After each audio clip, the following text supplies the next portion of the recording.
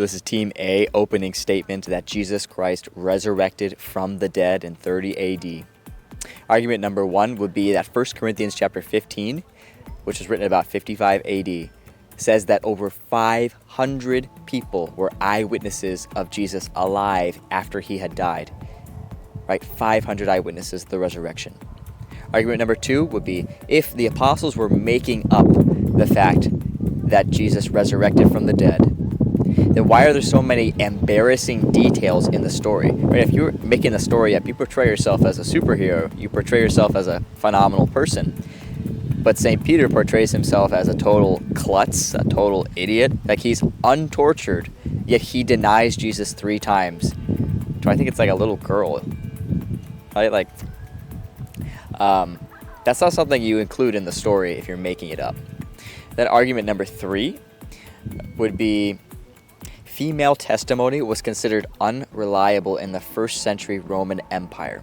So if you were making up a story about Jesus being resurrected from the dead, why are your primary eyewitnesses women? Right? It says in all of the Gospels, Mary Magdalene and some women went to the empty tomb and they said that they saw Jesus resurrected.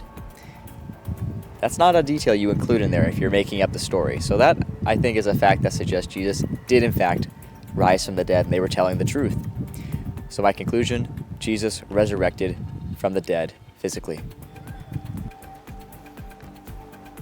This is Team B arguing that Jesus Christ did not bodily resurrect from the dead.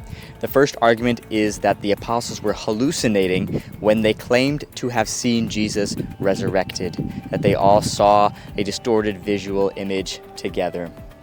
A second argument is the conspiracy argument, that the apostles all made up the resurrection, that they did not actually see Jesus resurrected from the dead. However, they wanted to make themselves famous, right, as they are today, right? Churches are named after them. They're some of the most popular people and famous people in society. So they were just making it all up to become famous, that they were chosen by Jesus and saw him resurrect. The third argument is the swoon argument. This is another potential way of looking at the resurrection evidence and saying that this is not a legitimate miracle, but in fact, Jesus never died in the first place. What if Jesus attempted to be crucified, but he wasn't actually crucified? Maybe the Roman soldiers let him off, or the apostles came and made sure that he did not die, like they took the spikes out of his hands and feet, and he was able to live after the fact, that his heart never stopped beating, or his brain waves never ceased. Right? He still continued to live. So there was no resurrection. So again, my conclusion, Jesus Christ did not bodily resurrect, and there are 3 potential ways of looking at the evidence that does not conclude a miracle took place. All right, so this is Team A rebuttal. My opponent said that the apostles were hallucinating when they saw Jesus resurrected from the dead. However, last I checked, hallucinations do not occur in groups. When the apostles saw Jesus alive, they were in groups oftentimes. Right? Multiple times they all as a group saw Jesus resurrected from the dead. Hallucinations occur one at a time, not in groups. All right, if I'm hallucinating and my friend is hallucinating, I see a lizard, he sees a dinosaur, or a monkey, or eyeballs everywhere, or like weird stuff like that. We don't both hallucinate the same image. So the apostles could not have been hallucinating. The second point, some would say that the apostles were making up the fact that they saw Jesus resurrected from the dead. This is the conspiracy hypothesis. However, the problem with that is, what a horrible idea. They all were killed terribly, tortured for their conviction that Jesus resurrected from the dead. Like, lots of people today might die for something, like maybe an Islamic terrorist might die for his convictions. However, he doesn't die for something he knows to be a lie. The apostles died for something they knew to be a lie. Like, that's just unthinkable. Like, the 1st century document, First Clement, says that St. Peter was crucified upside down. Crucified. Tortured. Not just tortured, but crucified. The worst form of torture. It's where we get the word excruciating. Crucified.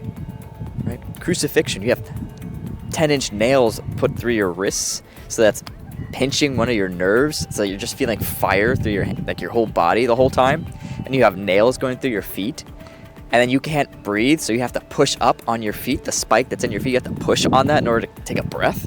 Like, that's what the apostles put themselves through because they made up a lie that Jesus resurrected? I don't think so. It doesn't sound like a good idea.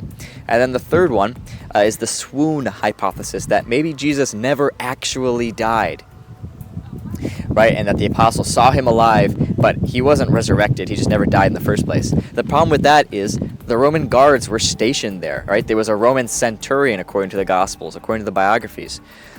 The centurion is going to make sure, like, that's his orders. Like, his orders are to make sure that this guy dies. If he fails at his job, he is killed for it, right? There are serious consequences for the Romans if they did not do their jobs. And they were good at killing people, so how could we possibly claim that Jesus survived and never actually died in the first place? So that's my rebuttal. So this is Team B rebuttal. So my opponent thinks that there's a big deal to be made out of the fact that 500 people were eyewitnesses of the resurrection. However, what if they were just making it up? Right? That they weren't telling the truth. They were all fake eyewitnesses. Or my opponent argues that there are all these embarrassing details in the Gospels, and that suggests that they were telling the truth, that they wouldn't have made that up. However, what if these were just odd myth writers? What if these were just, like, maybe they had some reason we didn't know about? These are just weird people that are making a myth that maybe they want to make it as realistic as possible. The third point, my opponent argued that there are female testimony within the Gospels, which was considered unreliable in the first century, and that information would not have been included in the Gospels if they were making it up. However, what if they were attempting to appeal to a female audience? They include a bunch of female eyewitnesses. So with that is my rebuttal.